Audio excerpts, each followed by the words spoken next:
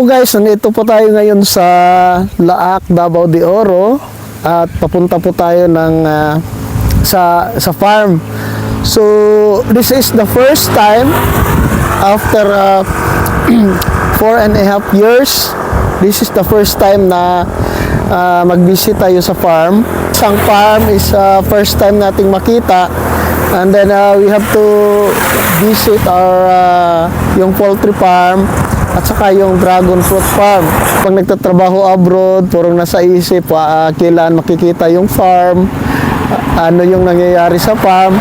So this time, finally, masisilayan na natin yung sitwasyon sa farm natin. Natin is located siya, boundary siya ng Laak, Davao de Oro at saka Beruela, Agusan del Sur. So from Tagum City, kailangan natin mag-travel around 1.5 hours.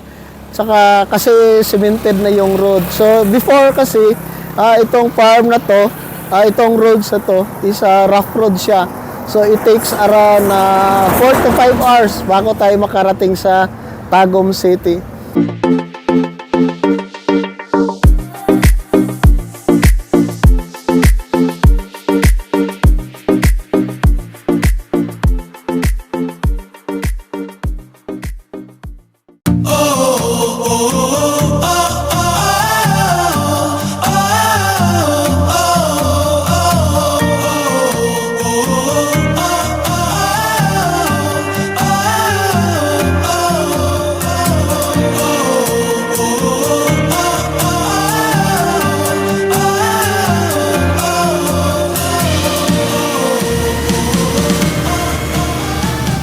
Tayo ngayon sa boundary from Laak, boundary ng Municipality of Laak at saka Beruela, Agusan del Sur. Kalagay dito is Welcome Agusan del Sur, Sican, Compostela Valley Engineering District Highway boundary. So around may kilometer dito, 1527 plus minus 407. So ito yung pinaka boundary ng Beruela at saka Laak, Davao de Oro. 2004 to 2009 I think. So itong kalsada na to is rough road pa to. So ngayon from Tagum City to going to Beruela is a fully cemented road na siya. So ang sarap ang mag-travel kasi lalo na nag-start ako from Tagum City is around 7 o'clock in the morning. So ngayon nakarating tayo dito. It's yung oras ngayon is nasa around 8:30 in the morning.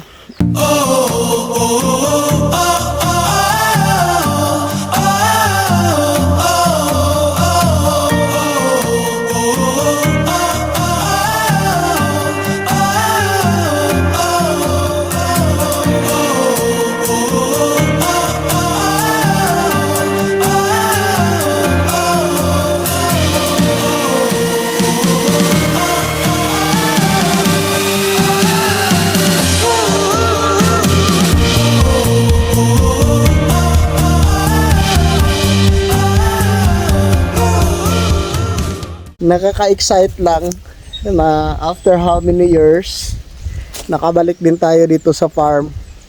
So far naalagaan naman siya ng mabuti. So maraming bunga din yung mga niyog natin. So marami tayong makukuha dito. May mga banana.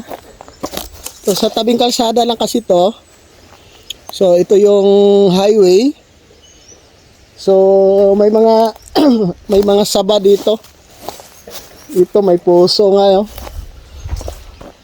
Atin yung mamaya para gulayin natin. So yun, ito may mga saba tayo sa tabing kalsada. So papasyalan natin ngayon yung poultry at saka yung mga kawayan natin. So nakaka-excite na makita na malinis naman yung farm.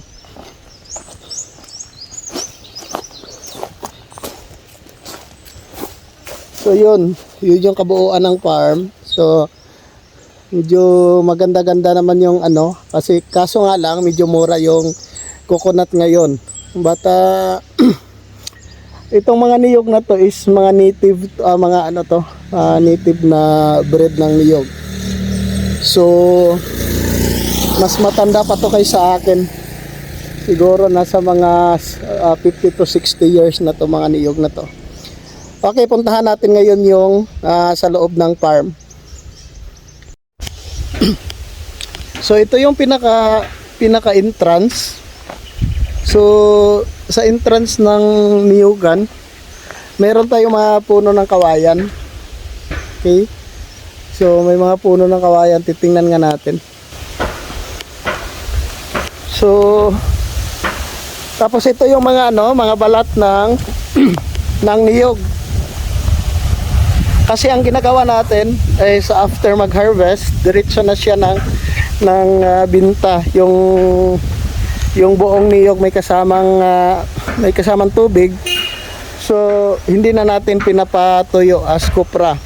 So ito yung entrance sa pinapagawa natin papunta doon sa poultry. At saka ito naman yung yung kawayan dito sa entrance. Actually ito hindi tinatanim tong kawayan na to. Kusa na lang siyang tumutubo. So dami, meron tayong 3 puno, meron doon sa dulo, tapos dito. At saka ang kagandahan, may may labong pala dito. Dito yun, may mga tumutubo na labong ng labong ng kawayan. So mamaya mangunguha tayo ng kukuha tayo ng labong na kawayan mamaya dito. So ang sarap sa pakiramdam mga ka-farmer na nandito tayo sa farm. Yung tunog ng hangin na tunog ng hangin sa mga kawayan, nakakatuwang pakinggan, nakaka-relax. So yun, may isang puno pa doon sa dulo. At saka ito yung mga pinag-harvestan natin ng niyog. Okay guys, mga ka-farmer, puntahan muna natin yung pinapatanggal nating bubong ng hindi bubong, yung wall natin ng kubo, kasi plano nating ilipat sa ating dragon fruit farm. So ipapark muna natin yung sasakyan natin dyan, saka bababa tayo doon sa wall tree. So doon mas maraming kawayan, mas marami din yung makukuha natin doon na mangunguha tayo ng labong para gulayin.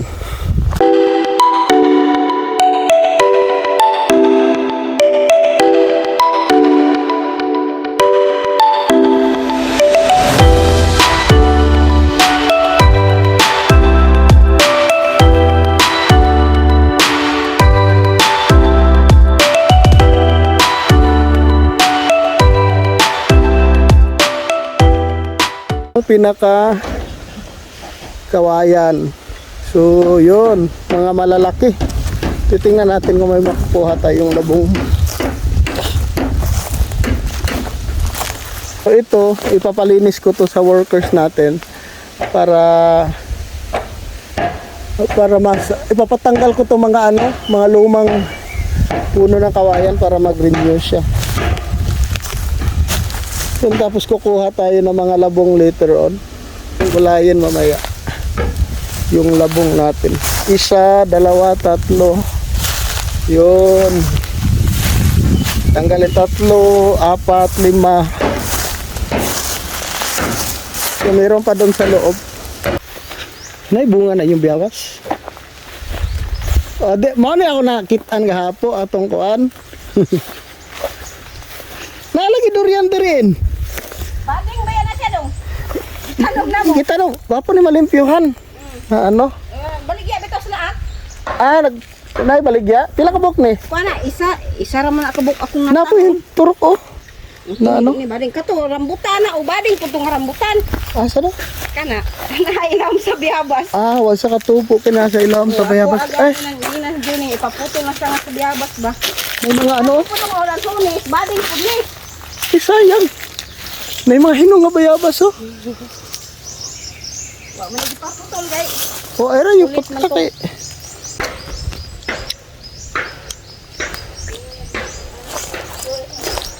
Balik po ka ng putas mahal. Tulo lang daw sa plastic. Hmm.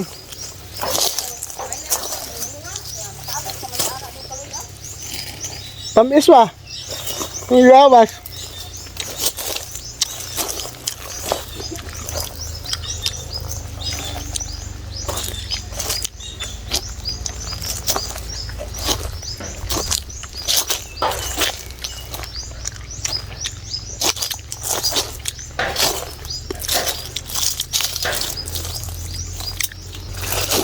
Daming bayabas dito.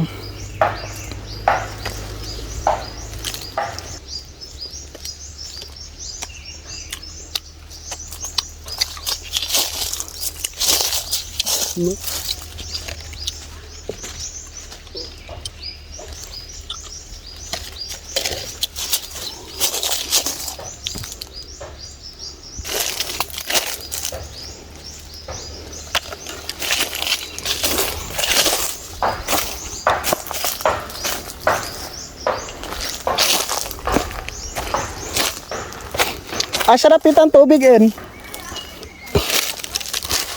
Kusog agas? Mo ba? So wala na nag-agas ito. Ah. Wa may gamay may disumpay ni Juni. Mm.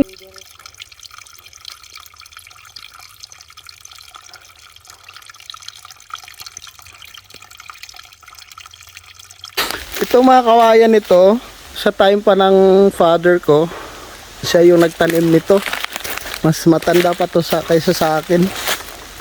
So kung titingnan nyo, yun, ang dami. Kasi ilog kasi yung likod nito. Yun, may bagong sibol. Ito, maraming labong. So may tayo dito, may source tayo ng water. Papunta doon sa taas. Ang sarap sa pakiramdam na yung hangin malamig yung hangin sa ilalim ng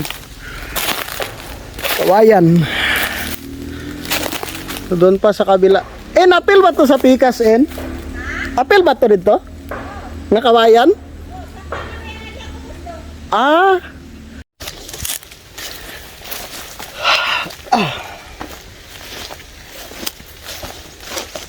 Hawan madaya agianan. Kuag kabaw. Uy, kadaghan ba dis kawayan, no?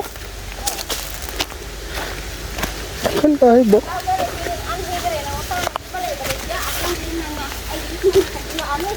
Ayala niya ibaligya kaya ako aning ko anon. Oo. Hello mga ka-farmer, ito yung ito yung sa gitna ng farm natin. Sino to?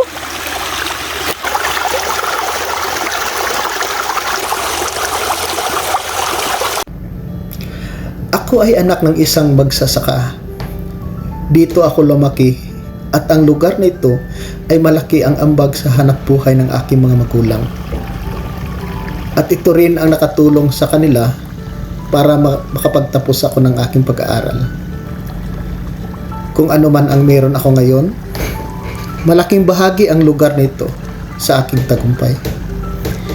Itong nakikita nyo ngayon ay patunay kung gaano kabuti ang Panginoon para iparana sa atin ang ganda ng mundo.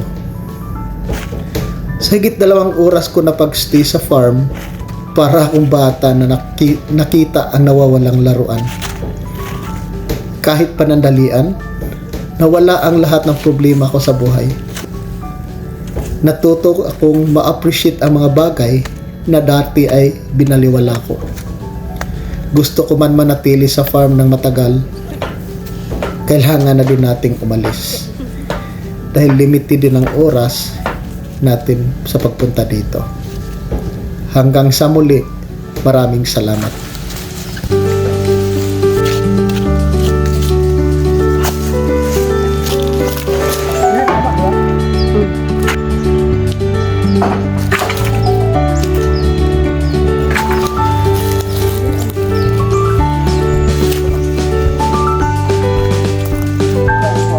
Kuhalang tulo dong. Yan na po naman tong isa.